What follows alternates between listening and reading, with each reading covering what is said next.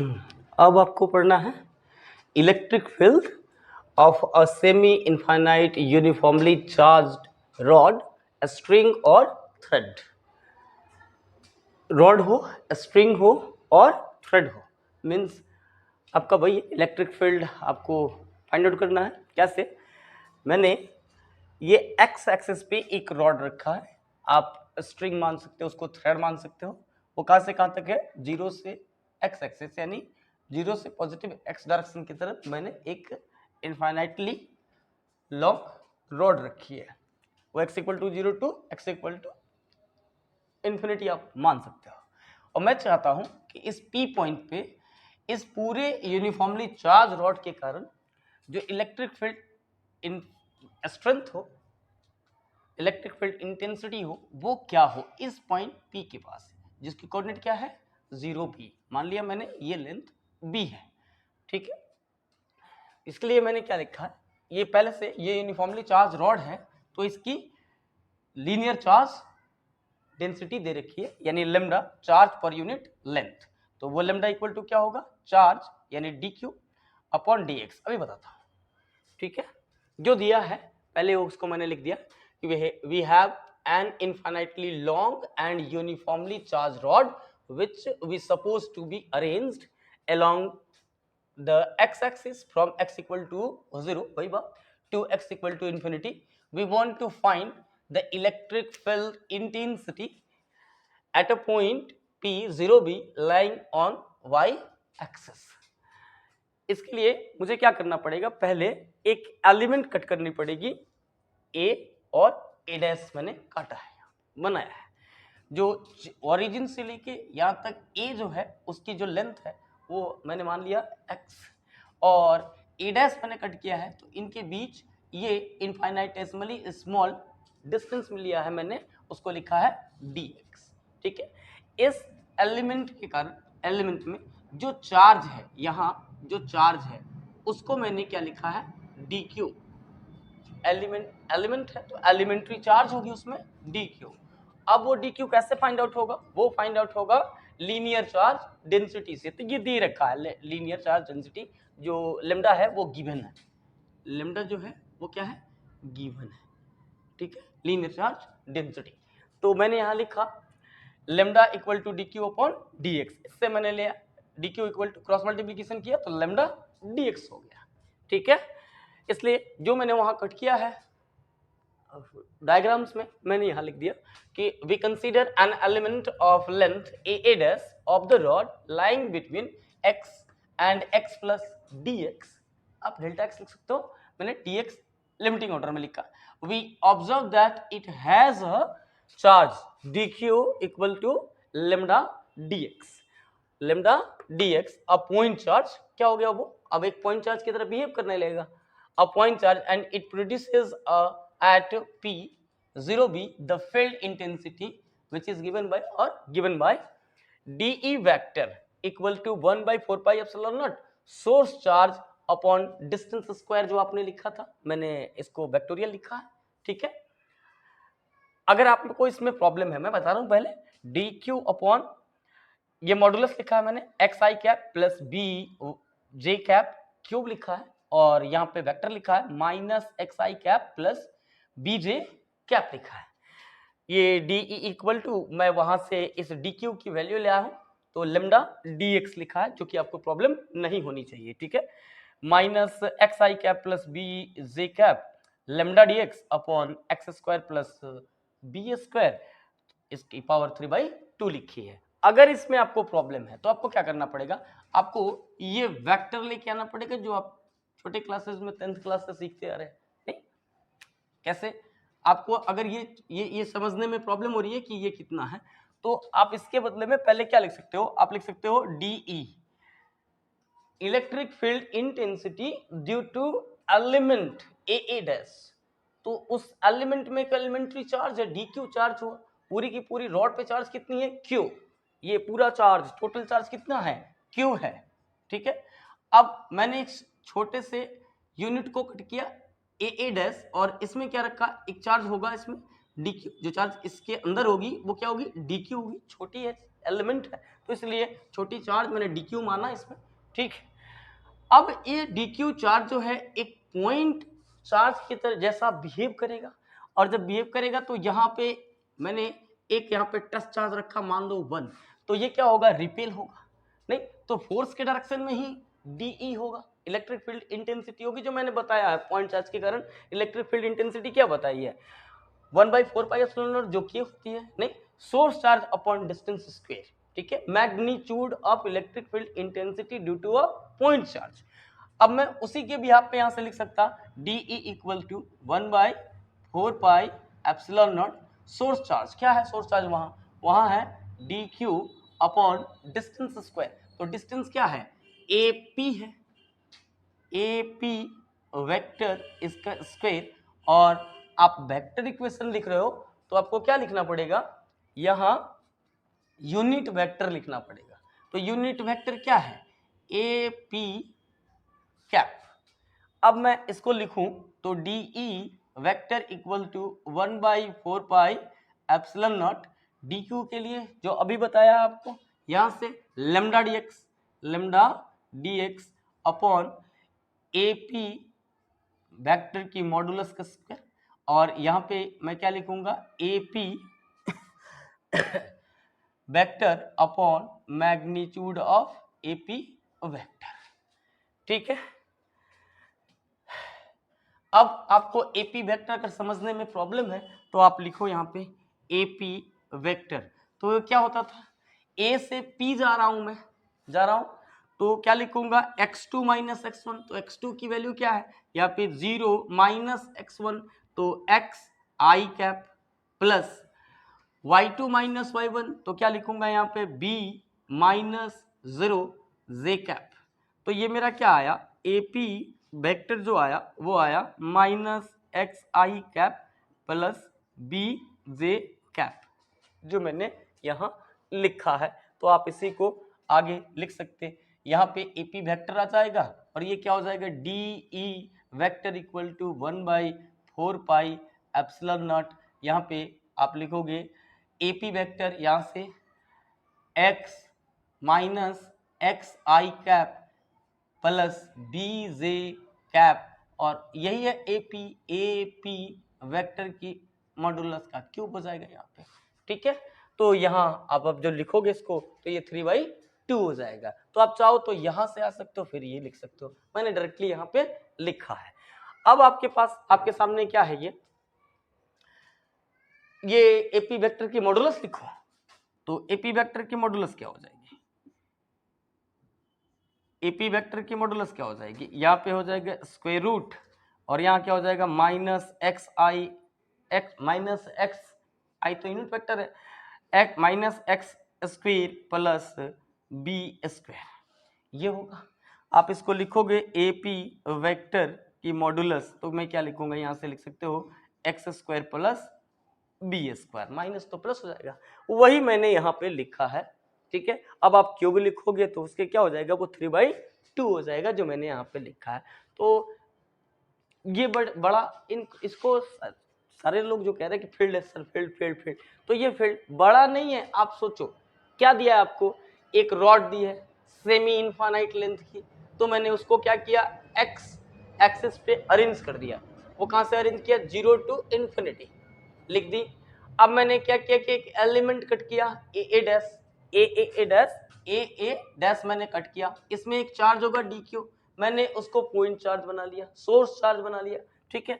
मुझे क्या चाहिए, इलेक्ट्रिक फील्ड इंटेंसिटी पहले यहाँ चाहिए इस DE एलिमेंट के कारण, और जब DE एलिमेंट चला आएगा मेरा, तो इस एलिमेंट के भी आप पे मैं x कंपोनेंट लिख सकता और y कंपोनेंट लिख सकता, यानी एक्सिस के अलोंग, एक्स एक्सिस के अलोंग अरेंज किया, मुझे चाहिए किसके अलोंग, वाई एक्सिस के अलोंग चाहिए एक पॉइंट P पे जिसकी कोऑर्डिनेट क्या है 0b, क्यों, क्योंकि ओरिजिन से इस P की लेंथ क्या है, b है, ठीक है। तो y इक्वल टू क्या हो गया, b हो गया। तो पहले आप क्या लिखते, x को x एब्सिसा लिखते, उसके बाद क्या लिखते, ऑर्डिनेट लिखते, तो एब्सिसा क्या हो गया 0 और ऑर्डिनेट क्या हो गया b, ठीक है। इस पॉइंट पे electric field, total electric field मुझे चाहिए, तो पहले मैं क्या करूंगा, एक एलिमेंट को कट करूंगा और उस एलिमेंट यानी एलिमेंट के अंदर जो चार्ज है उसके कारण इलेक्ट्रिक फील्ड इंटेंसिटी इस पॉइंट पे मैं लिखूंगा। तो मैं देख रहा हूं यहाँ प्लस चार्ज है, मैं यहाँ पे एक टेस्ट चार्ज मैंने प्लस रखा, तो ये क्या होगा, रिपेल होगा इस डायरेक्शन में। तो इस डायरेक्शन में मैंने एक डी वेक्टर बनाई, और डी वेक्टर बनाई तो इसके भी आप पे यहाँ लिखा, इससे यहाँ लिख दिया, तो ये आपको इक्वेशन नंबर 1 आ गया। इसमें आपको प्रॉब्लम नहीं होनी चाहिए, ठीक है।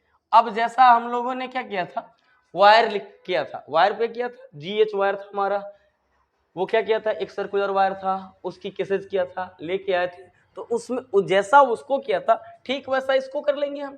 कैसे कर लेंगे, मेरे पास इस एलिमेंट के कारण इलेक्ट्रिक फील्ड इंटेंसिटी आई है, ठीक है, मैं इसका x कंपोनेंट लिख सकता और इसका y कंपोनेंट लिख सकता। x कंपोनेंट को इंटीग्रेट कर दूंगा, x डी ई है तो ex चलाएगा, यानी इलेक्ट्रिक फील्ड इंटेंसिटी x के अलोंग कितनी होगी x डायरेक्शन के अलोंग, और y डायरेक्शन के अलोंग क्या होगी, नहीं तो फिर नेट चलाएगा, यानी ई वेक्टर मैं लिख सकता ई x i cap plus E Y J cap, यही है वो, बहुत बड़ा नहीं है, आप मैं लेके आ रहा हूं, आप देखो, ठीक है।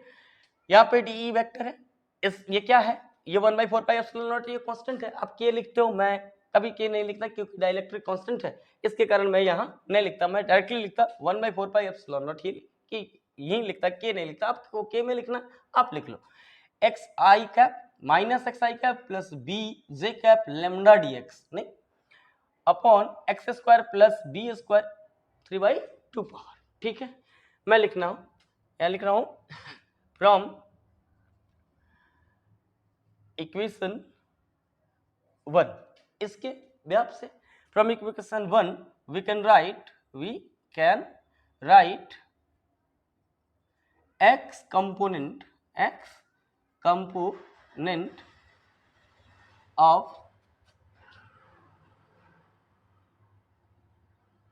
electric field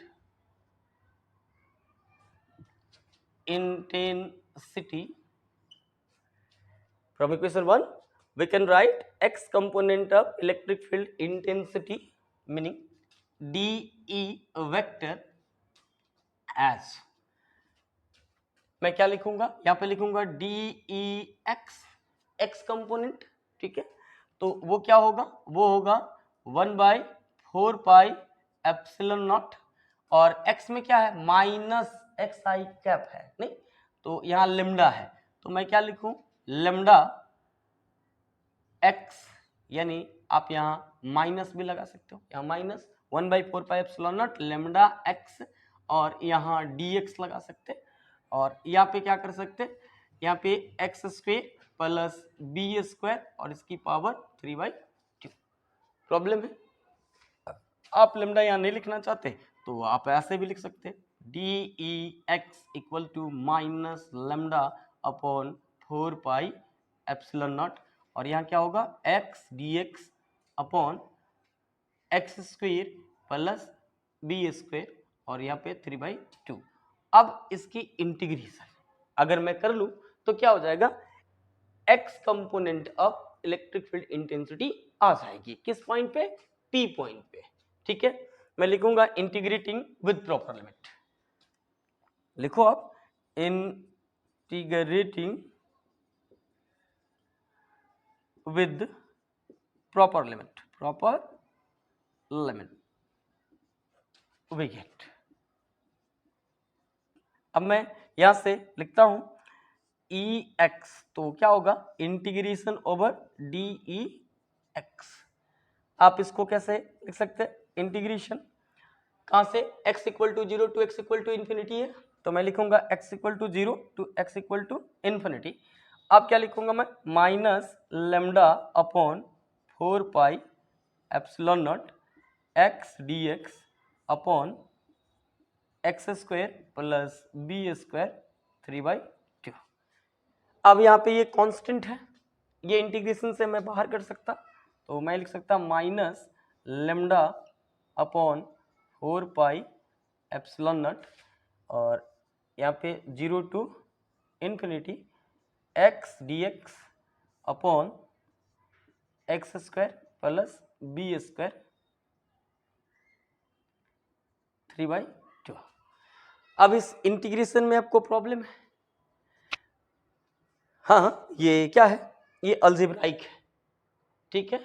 मैं इसको रिड्यूस कर सकता है, इसके सब्स्टिट्यूट कर सकता है नहीं, इसके बदले में x के बदले में लिख सकता। आप देखो कि ये ऑड फंक्शन है या इवन, ठीक। लिमिट में प्रॉब्लम नहीं होनी चाहिए। मैं इसे मिटाऊं,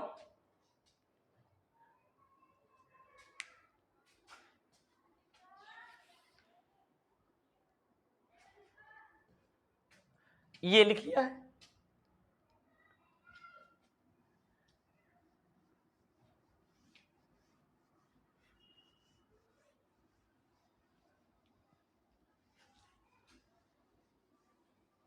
ठीक है,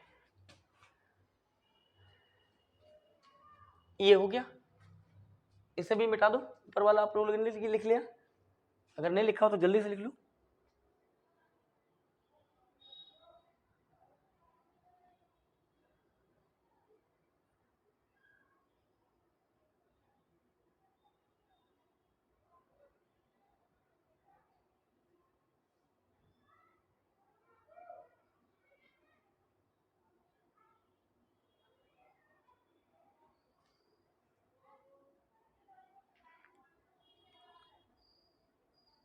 ठीक है, चलो मैं यहाँ लिखता हूँ, ये जो मेरा आया यहाँ पे, ये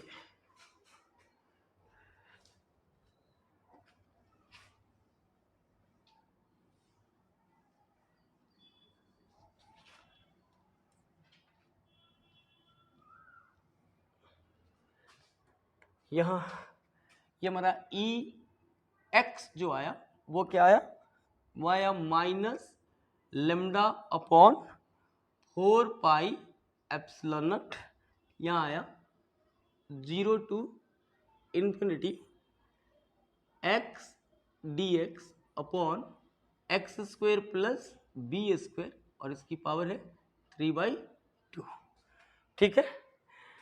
मैं यहाँ पुट करता हूँ x equal to b tan theta, आप लिखो यहाँ पे put x equal to b tan theta.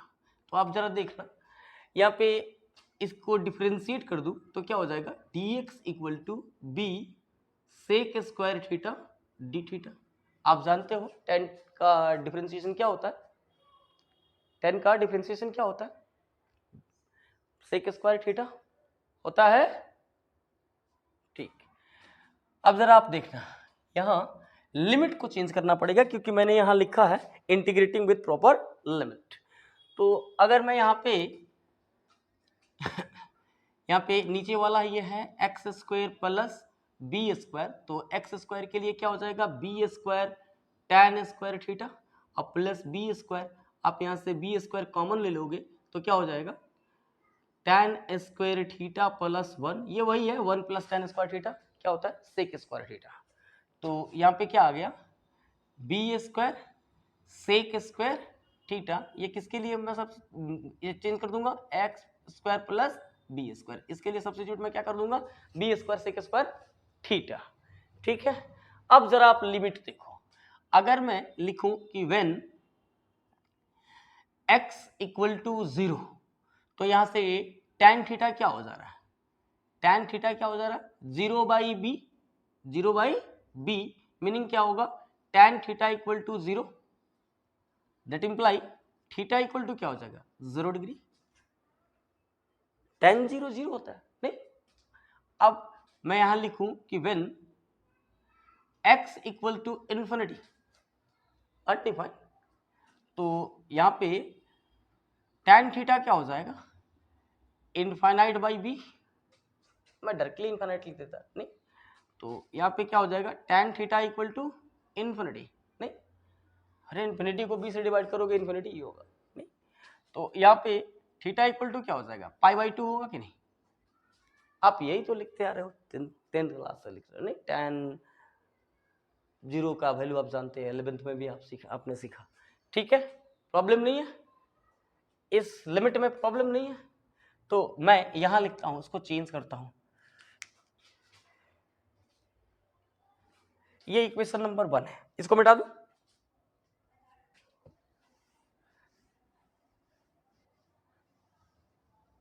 चलो इस इक्वेशन का काम है आपको, तो मैंने यहाँ इक्वेशन लिख दी, ये 1 है, ठीक है। मैं यहाँ से देख रहा हूं कि अगर मैं यहाँ पे लिखूं कि now E x equal to, तो मैं लिखूंगा minus lambda upon 4 pi epsilon naught, और इंटीग्रेशन का साइन लिखूंगा। मेरा अब लोअर लिमिट क्या है, यहाँ है, और अब यहाँ पे अपर लिमिट क्या है, यहाँ पे है, नहीं तो लोअर लिमिट क्या हो जाएगा 0, और अपर लिमिट क्या हो जाएगा π/2, ठीक है। आप अलजेब्राइक से ट्रिग्नोमेट्री में जा रहे हैं, आपको लिमिट चेंज करना होगा, चेंज ऑफ लिमिट, ठीक है। तो अब क्या होगा, यहाँ पे आप क्या लिखे थे, ये जो आपका आया ये x dx, नहीं तो x के लिए मैं क्या पुट करूँ यहाँ पे b tan थीटा, ठीक है, और dx के लिए क्या पुट करूँ यहाँ पे, नहीं dx के लिए b sec square theta d theta. अब आप देखो नीचे क्या है x square plus b square, मैंने आपको बताया कि मैं इसको ले आऊंगा b square sec square theta हो जाएगा। इसमें प्रॉब्लम है, बोलो प्रॉब्लम है, नहीं है, ठीक है। तो मैं क्या करूंगा यहाँ पे ऐसा लिख दूंगा b square sec square theta और इसका पावर 3/2, ठीक है। अरे कुछ नहीं है, बहुत आसान है, सब्स्टिट्यूशन है, इससे क्या घबराना, नहीं minus lambda upon 4 pi epsilon naught, और ये बी स्क्वायर हो जाएगा, ये 0 to π/2, यहाँ हो जाएगा बी स्क्वायर, ये हो जाएगा tan थीटा, और यहाँ सेक स्क्वायर थीटा। अब ये मैं स्क्वायर से ये स्क्वायर कट कर दूं, दिक्कत नहीं है, ठीक है। तो यहाँ हो जाएगा b cube sec cube theta होगा, यहाँ पे डी थीटा लिखूं। अब आप देखो क्यूब से स्क्वायर कैंसिल, नहीं यहाँ स्क्वायर से क्यूब कैंसिल, नहीं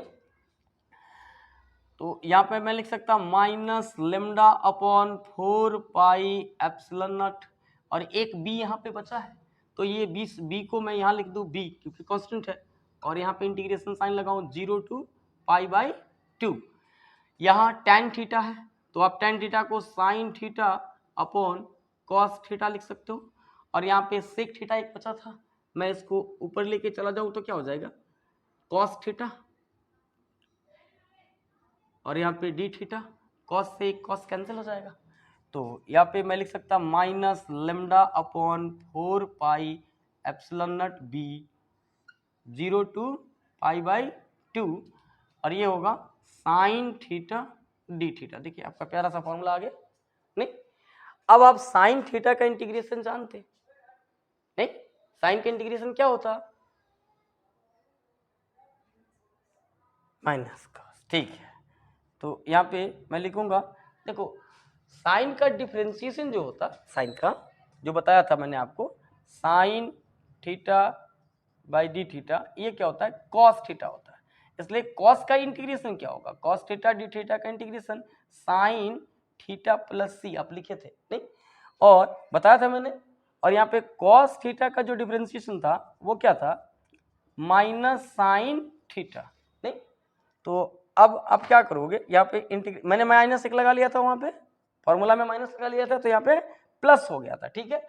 अब मैं साइन थीटा डी थीटा का डिफरेंशिएशन सॉरी इंटीग्रेशन करूं तो मुझे क्या मिलेगा माइनस कॉस थीटा प्लस सी, जो मैंने आपको पहले क्लास में करा दी है, ठीक है। तो साइन का इंटीग्रेशन क्या है माइनस कॉस, ठीक इतने तो आते हैं।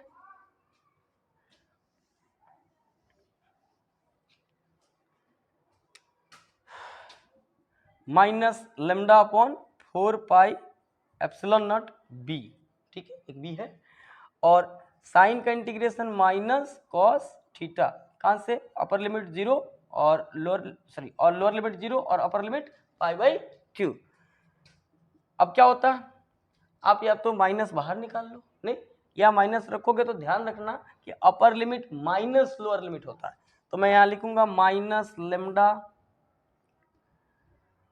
Minus lambda upon 4 pi epsilon naught B, और यहाँ लिखूंगा minus cos pi by 2 minus cos 0 degree. ठीक है, प्रॉब्लम है। अब कॉस पाई बाई 2 की वैल्यू कितनी होती है? 0।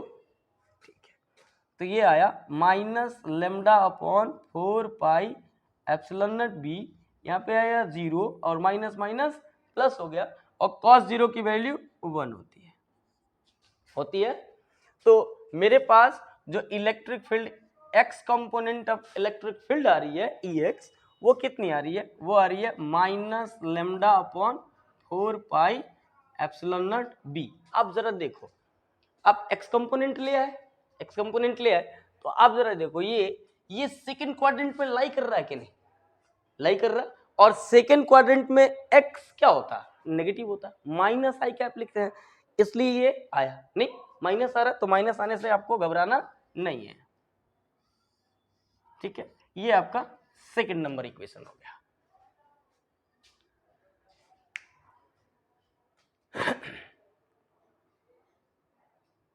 ठीक है,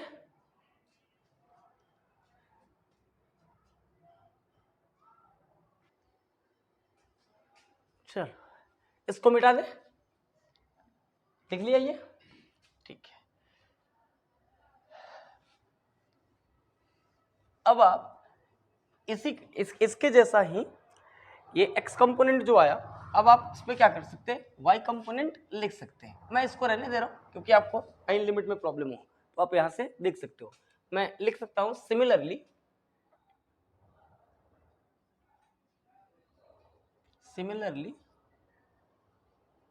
वी हैव, मैं डी ई वाई लिखूं, सिमिलरली फ्रॉम इक्वेशन लिख दो, फ्रॉम इक्वेशन 1 वी हैव। अब तो ठीक है, चल डी ई वाई, तो मैं यहां से क्या लिख सकता? मैं यहां से फिर से वाई लिख सकता, ये आप लेमडा लिख सकते हो ऐसे, lambda upon 4 pi epsilon not लिख सकता मैं, और यहाँ पे क्या है? बी है, तो बी डी एक्स लिख सकता मैं, बी डी एक्स अपॉन, यहां से लिख सकता x square plus b square और इसकी पावर 3/2। ठीक है, फिर से मैं जैसे इसके लिए क्या था वैसे ही इंटीग्रेट कर सकते, ये वही है 1/4 pi epsilon naught, y component लिया तो यहाँ पे b lambda d x by, तो मैंने पहले लेमडा लिख दी। ठीक, अब वैसे ही integrating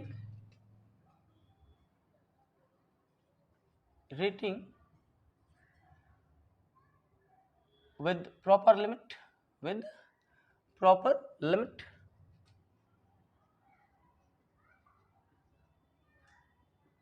limits we have,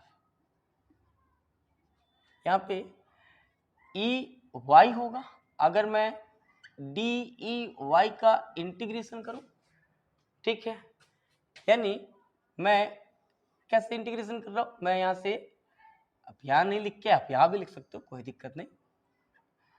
0 to infinity क्या था? ये हमारा था lambda upon 4 pi epsilon naught b d x upon x square plus b square 3/2। तो ये लेमडा और बी कांस्टेंट है, मैंने बाहर निकाला, lambda b upon 4 pi epsilon naught, और यहाँ पे 0 टू इन्फिनिटी किया, और यहाँ किया d x upon x square plus b square 3/2। फिर से जैसे वहां रखी थी लिमिट, वहां से यहाँ लिख लूंगा मैं, नहीं, अब lambda b upon 4 pi epsilon naught dx के लिए फिर से वाई से b sec square theta d theta, ये वाला dx equal to b sec square theta d theta मैं लिख सकता, यहाँ b sec square theta d theta, और x square plus b square के लिए b square sec square theta और इसकी पावर 3/2 0 to π/2 लिमिट लगा दी। ठीक है, अब यहाँ पे स्क्वायर है, इसको कैंसिल कर लिया मैंने जैसे पीछे किया था इसके लिए, तो 4 एप्सिलॉन नॉट और ये क्या हो जाएगा 0 to π/2। आप चाहो तो यहाँ से b हटा लो और इधर b स्क्वायर कर लो, sec square theta d theta. अब ये क्या आया b cube sec cube theta हो गया, नहीं तो स्क्वायर से क्यूब कैंसिल, स्क्वायर से क्यूब कैंसिल, नहीं तो अब क्या आएगा, यहाँ आएगा लेमडा अपॉन 4 एप्सिलॉन नॉट, एक b बचा है b 0 to π/2। अब यहाँ पे 1/सेक थीटा है, तो 1/सेक थीटा क्या होता है कॉस थीटा होता है, मैं कॉस थीटा डी थीटा लिख दूंगा। ठीक है, अब कॉस की डिफरेंशिएशन अभी बताइए, कॉस की डिफरेंशिएशन माइनस साइन थीटा और साइन की इंटीग्रेशन माइनस कॉस थीटा और differentiation of sine theta cos theta, इसलिए कॉस थीटा का इंटीग्रेशन साइन थीटा होगा, माइनस साइन थीटा नहीं होगा। ठीक है, क्या होगा साइन थीटा। वैसे भी ट्रिक बताई थी मैंने कि जितने सी वाले मिले वो क्या होंगे सब माइनस में होंगे, नहीं तो ये सी इंटीग्रेशन में है, नहीं इसका इंटीग्रेशन होके जो मिले उसमें सी होगा तो क्या होगा माइनस होगा, तो यहाँ सी तो नहीं है, साइन प्लस में होगा, यानी lambda upon 4 epsilon naught B और ये इंटीग्रेशन हो जाएगा साइन थीटा, यहाँ पे लोअर लिमिट 0 अपर लिमिट π/2। अब लिमिट में तो प्रॉब्लम नहीं है, यहाँ पे लिमिट चेंज कर दी है, नहीं ठीक है। अब मैं लिखूंगा यहाँ पे लेमडा अपॉन 4 अरे ये लेमडा ही है, lambda upon 4 epsilon naught b sine π/2 minus sine 0। अब साइन π/2 1 होता है, मैक्स वैल्यू होती है, नहीं तो lambda upon 4 epsilon naught B और यहाँ पे 1 माइनस 0, तो ये आपका क्या आया ई वाई, क्या आया ई वाई आया lambda upon 4 epsilon naught B. आप देखो ये प्लस वाला आ रहा है कि नहीं, तो सेकेंड क्वाड्रेंट में क्या होता y पॉजिटिव होता, इसलिए इलेक्ट्रिक फील्ड इंटेंसिटी क्या आई पॉजिटिव वैल्यू आई, यानी माइनस नहीं आया, माइनस जे नहीं होता। ठीक है, ये आ गया। अब आप क्या कर सकते हो, इसको थर्ड नंबर इक्वेशन लिख सकते हो। अब जैसे ही मेरा x कंपोनेंट आ गया, y कंपोनेंट आ गया, तो मैं क्या कर सकता, यहाँ पे टोटल इलेक्ट्रिक फील्ड इंटेंसिटी लिख सकता, किस पॉइंट पे P पॉइंट पे, जिसकी कोऑर्डिनेट क्या है 0 नहीं यही तो था, नहीं मुझे कहाँ फाइंड आउट करना था, मुझे फाइंड आउट करना था यहाँ पे electric field intensity, meaning total electric field intensity due to ये long infinite rod arranged along x axis, lower limit क्या था 0 टू अपर लिमिट इनफाइनाइट, तो ये क्या हो गया सेमी इनफाइनाइट, इसलिए मैंने क्या लिखा था यहाँ पे semi infinite uniformly charge rod, string और थ्रेड। ठीक है, मिटाओ इसको, बोलो ठीक है, लिख लिया इसको, लिख लो जल्दी से। ठीक, लिखो हेंस। अब इसमें क्या होता, डायरेक्शन भी होता, डायरेक्शन होती है, मैं बता रहा हूं अभी। आप लिखो hence total electric field intensity at point P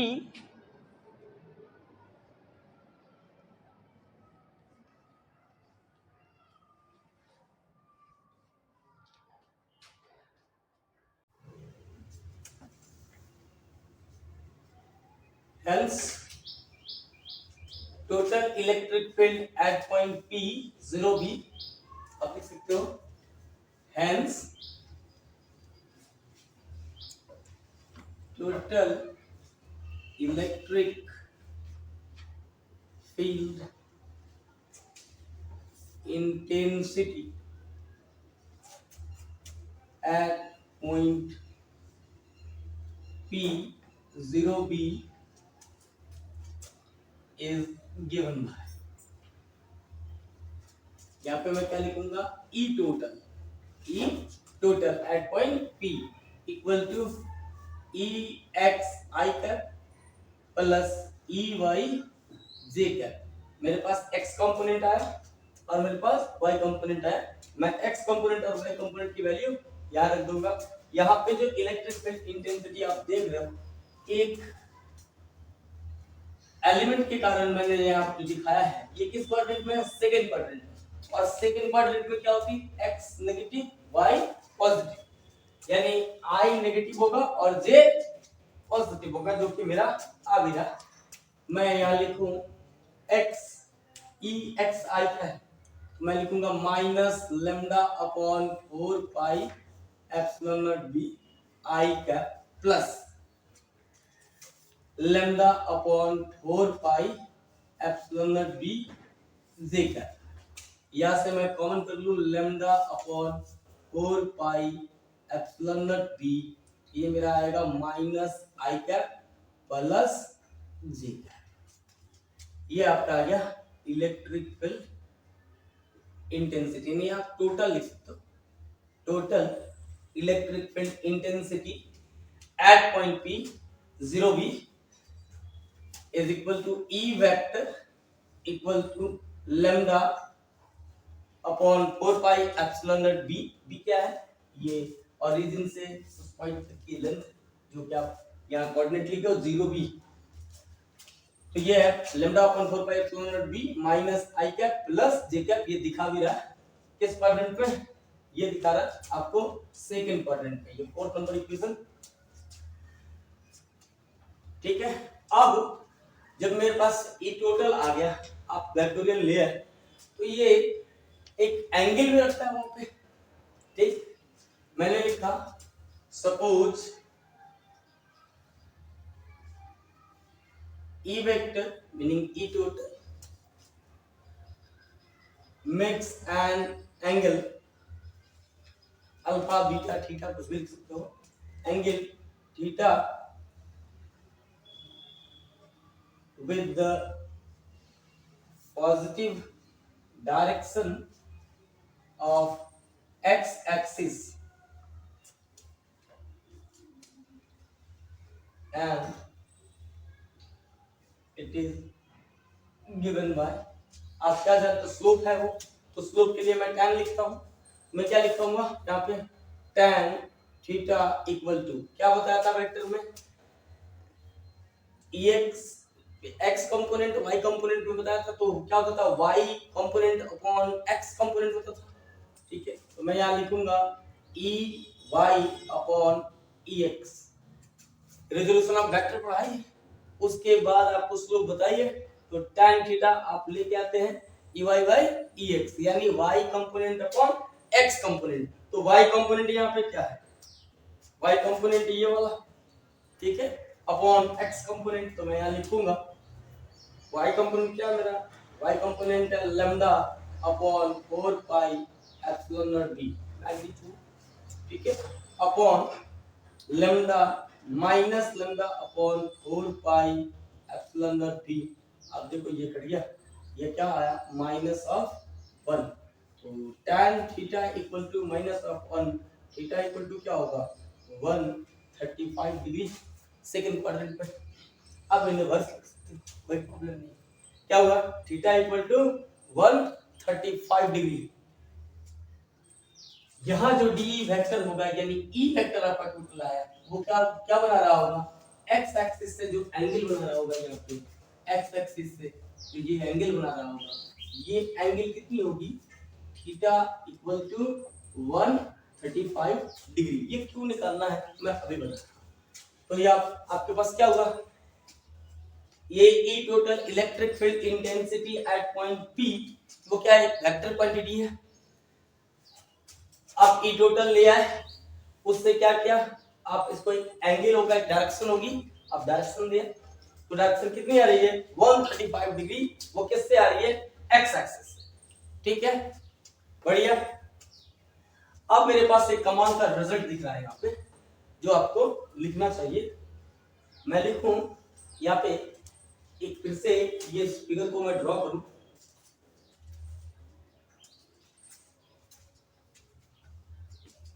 ये जो थोड़ी जल्दी से लिखो।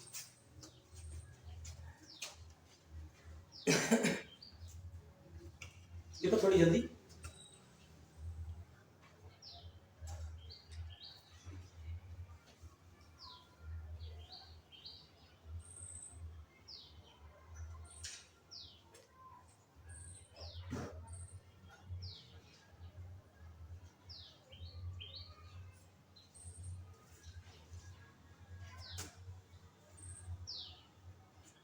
ठीक है, यहां मैं बनाता हूं, ये आपका जो ये है, इसको मैं फिर से यहाँ पे ड्रॉ करता हूँ, तो आपको दिखाता हूँ कि क्यों जरूरी आपको जानना। मैंने यही फिगर यहाँ ड्रॉ कर दी।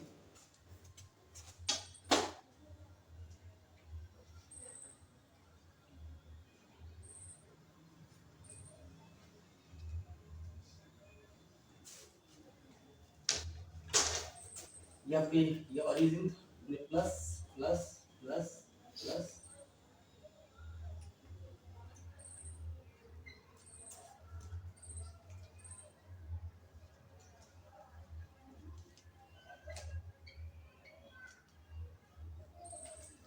मान लेना यूनिफॉर्मली डिस्ट्रीब्यूटेड है, थोड़ी इधर उधर है, ये मार्कर से खींचना पॉसिबल नहीं है।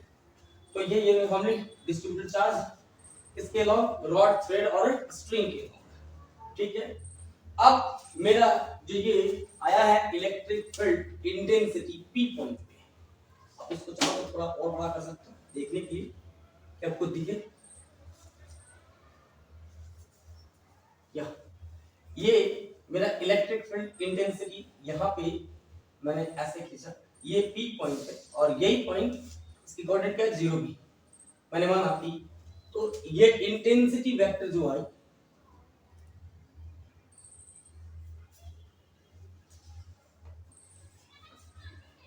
वो है। अब अगर मैं यहाँ पे एक दूसरा पॉइंट लेता हूं,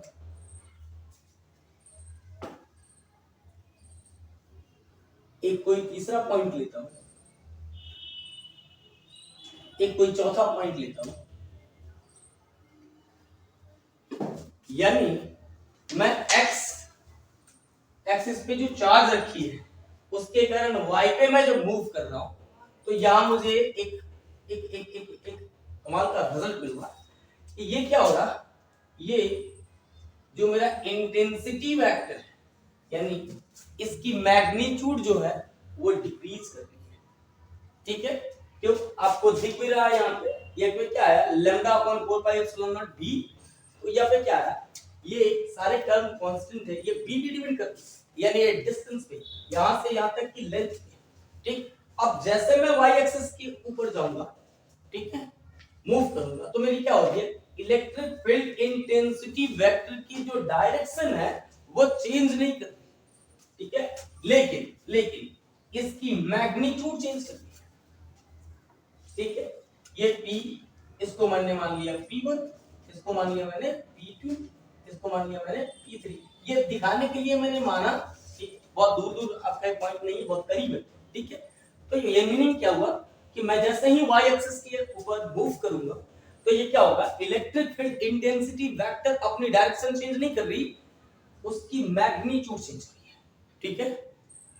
ठीक, तो मैं क्या लिखूंगा, आप यहां लिखो, नोट लिखो, या इसके नीचे लिखो note, note, as we move along the y-axis,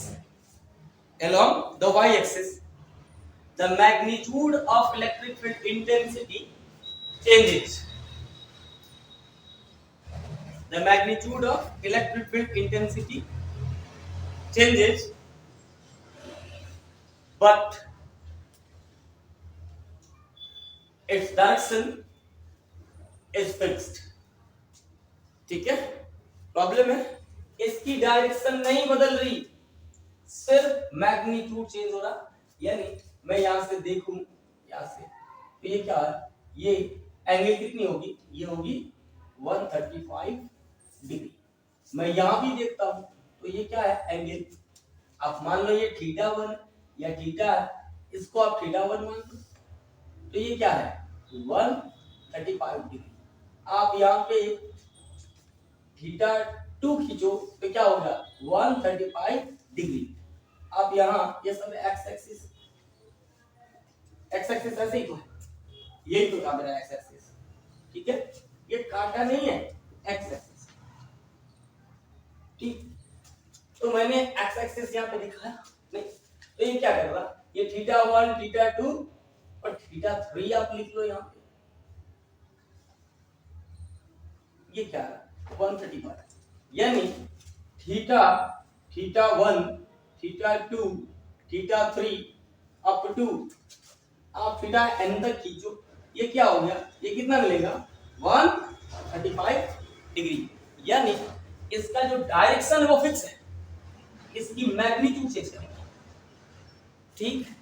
इसमें प्रॉब्लम है, ये आपको दिखने में बड़ा था, इसमें ये दिखने ये बड़ा दिख रहा है आपको, बड़ा है नहीं, आपको थोड़ी इंटीग्रेशन आता है। लीनियर चार्ज डेंसिटी मैंने बताया है, लीनियर चार्ज भी बताइए, सरफेस चार्ज भी बताइए और वॉल्यूम चार्ज भी बताइए, घबराना नहीं है। उसमें क्या था, लीनियर चार्ज डेंसिटी में मैंने क्या लिखा था, चार्ज और यूनिट लेंथ dl, नहीं। अब सिग्मा लिखी थी सरफेस चार्ज डेंसिटी, वो क्या लिखी थी dq अपॉन ds लिखा था, और रो लिखा था, वो क्या लिखा था dq अपॉन dv लिखा था। इसमें कहां प्रॉब्लम है, इसमें का एक फॉर्मूला मैंने यूज किया और वो कहां यूज किया, इसके लिए यूज किया, एक एलिमेंट कट कर लिया, और जैसे ही एलिमेंट कट की, इस एलिमेंट में क्या है, इस A डैश में एक ये चार्ज रखता है, अगर ये पूरा चार्ज q है तो ये चार्ज कितना dq होगा, छोटे से एलिमेंट में छोटा सा चार्ज होगा।